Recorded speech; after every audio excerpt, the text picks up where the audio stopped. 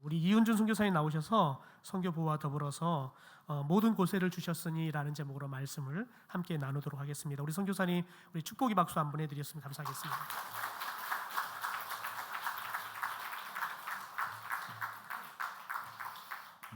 구암교회는 작지만 강한 교회인 것 같습니다. 계속해서 목회자들을 이렇게 배출해 내시고 또 선교사님들을 파송하시고 후원하시고 뒤에서 기도하시는 구암교회가 되어서 너무나 하나님 앞에 감사한 마음입니다. 앞으로도 마지막 시대의 구암교회는 하나님 앞에 마지막 추수꾼으로 쓰임받는 교회, 그리스도의 군대된 교회, 세계 만방에 복음을 전파하고 선교사를 파송하는 그런 교회가 되었으면 좋겠습니다. 예수 그리스도를 믿고 영접한 자들은 하나님의 자녀가 되는 권세를 주셨다고 말씀하고 있습니다. 저희 동네에 보면은 덤프 트럭들이 고속도로에서 막 110km, 120km씩 밟고 질주를 합니다. 질주를 하는데 동네가 나오면 50km로 줄여야 돼요. 근데 보통 그냥 경찰관이 없으면 막 그냥 똑같은 속도로 달리거든요. 그런데 조그마한 경찰이 빨간 지휘봉을 가지고 멈춰 신호만 보내면 수많은 덤프트럭들이 멈춰서는 것을 볼 수가 있습니다. 국가에서 위임받은 이 경찰관의 권세도 그 어마어마한 덤프트럭들을 세우는 그런 권세가 있죠. 하물며 하나님의 자녀된 권세, 하나님의 자녀로서 가진 그 권세는 얼마나 크고 대단할까요? 우리 하나님은 온 우주와 만물의 왕이시며 상천하지의 황제이시며 우리 아버지의 권세는 그러니까 얼마나 큰 권세이겠습니까? 우리가 정말 예수를 믿으면 하나님의 자녀가 되는 권세를 얻습니다. 하나님의 자녀들은 하나님 우리 왕의 권세와 능력을 사용할 수가 있습니다. 소년 다윗은 골리앗이라는 그 거인, 세계에서 가장 힘이 세고 전쟁에 능하다는 그 골리앗을 만군의 하나님 여호와의 이름으로 자녀의 권세로 골리앗을 당당하게 물리치고 맙니다. 너는 장수고 거인이고 그리고 무기로 나한테 나오지만 나는 만군의 여호와의 이름으로 너에게 나아간다. 그래서 만군의 하나님 여호와의 아들 다윗 앞에 골리앗은 거꾸러지고 말았습니다. 우리 앞에 놓여 있는 골리앗이라는 그런 상황과 문제는 그렇게 중요하지 않습니다. 중요한 것은 우리가 하나님의 자녀라는 사실입니다. 우리 주님은 죽은 나사로를 부활시켜 버렸습니다. 사망 권세를 깨뜨려 버렸습니다. 이런 권세를 우리 주님이 가지고 계십니다. 이 정도면 사실 게임이 끝난 거죠. 영접하는 자 곧 그 이름을 믿는 성도는 영원한 하나님 나라를 상속받을 권리와 특권이 있습니다. 자녀들에게는 어떤 권리와 특권이 있죠? 하나님의 자녀들에게는 하나님의 모든 소유와 재산과 속성을 상속받을 수 있는 그런 권리를 가지고 있습니다. 삼성의 이재용 회장은 아버지로부터 주식만 20조를 상속받았다고 합니다. 상상이 안 되는 금액이죠. 그리고 삼성그룹의 회장이라는 신분과 권세도 상속받았습니다. 근데 우리 하나님 아버지는 삼성그룹 정도가 아닙니다. 온 우주와 만물의 주인이시고 왕이시고 회장이십니다. 삼성그룹과 비교 불가죠. 로마서 8장 17절에서는 자녀이면 또한 상속자이니 하나님의 상속자요 그리스도와 공동 상속자라고 말씀해 주고 있습니다.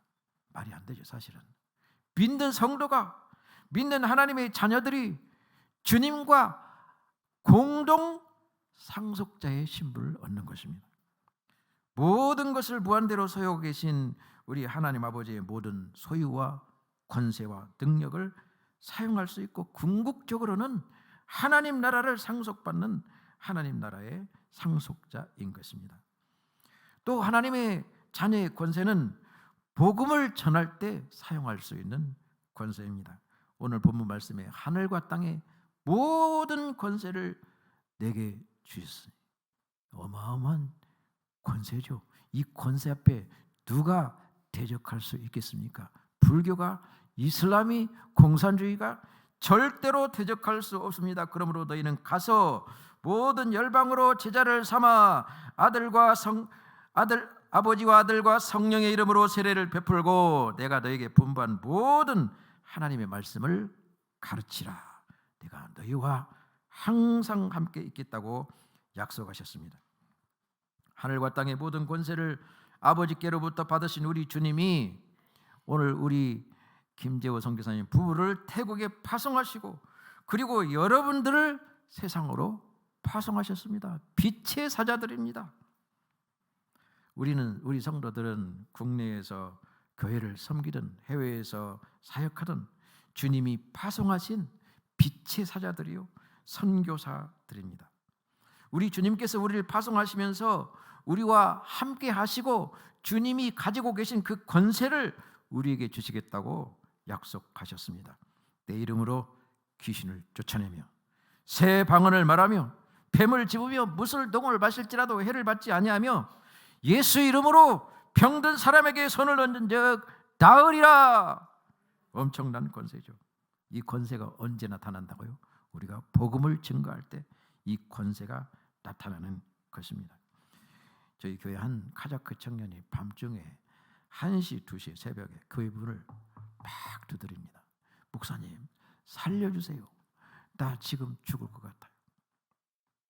귀신이 이 청년을 죽이려고 심장을 그 저녁에 한밤중에 막 강하게 압박을 합니다. 죽을 것 같으니까 이 청년이 한 8km 정도 떨어져 있는 자기 집에서 단숨에 달려옵니다. 저녁에는 뭐 택시도 없고 그러니까. 그래가지고 이제 교회에 오면 같이 예수 그리스도 이름으로 기도합니다. 이 악한 귀신아, 예수 이름으로 떠나가라.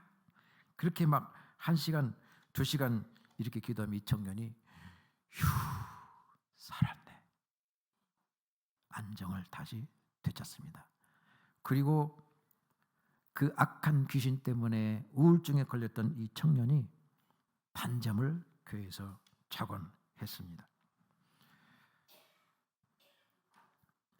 하나님의 자녀들은 이런 권세가 있습니다.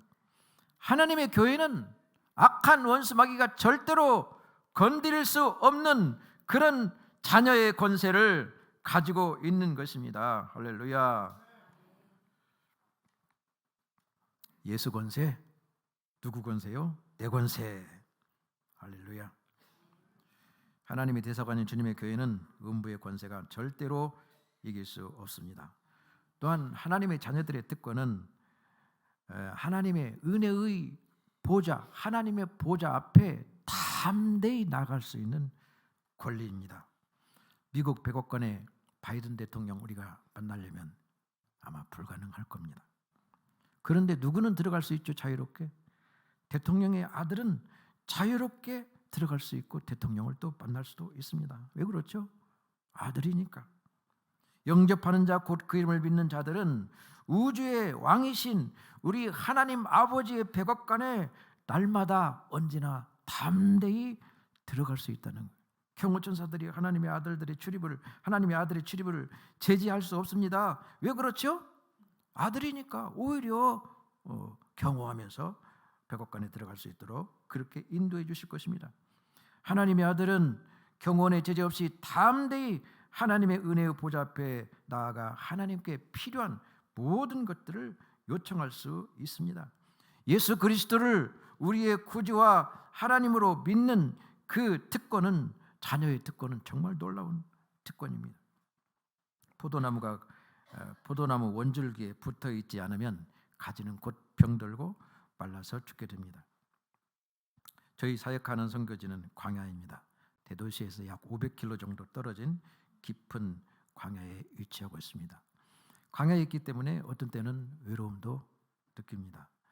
그런데 광야에서 또 광야에서는 나의 본 모습이 아주 잘 보여요.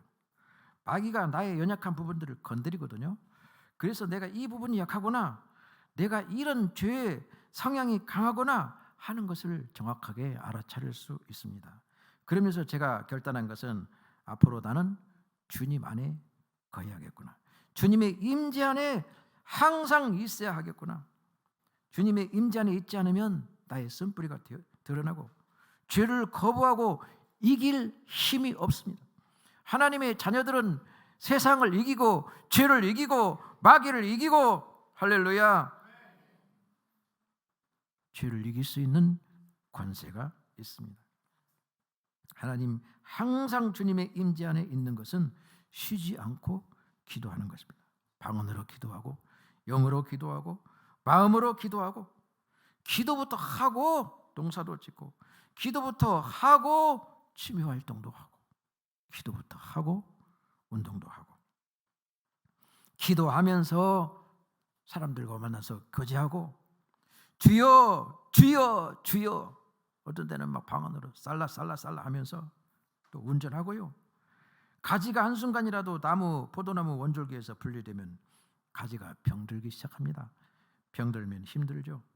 힘들면 내가 기도해야 될 때구나, 다시 예수 안으로 들어가야지. 골리앗, 거인, 장수가 우리가 해결하지 못할 문제가 생기면 하나님의 임재 안으로 지금 들어가야 하는 시간이구나. 그래서 끊임없이 말씀 안으로 들어가고 기도 안으로 들어가고 하나님의 임재 안으로 들어가는 것이죠. 1년 365일 하루 24시간 우리는 날마다 결정하며 살아갑니다. 하나님이냐 바알이냐. 성도가 바알 편에 서 있을 때, 세상에 서 있을 때 고통스럽습니다. 우울합니다. 불면증에 시달립니다.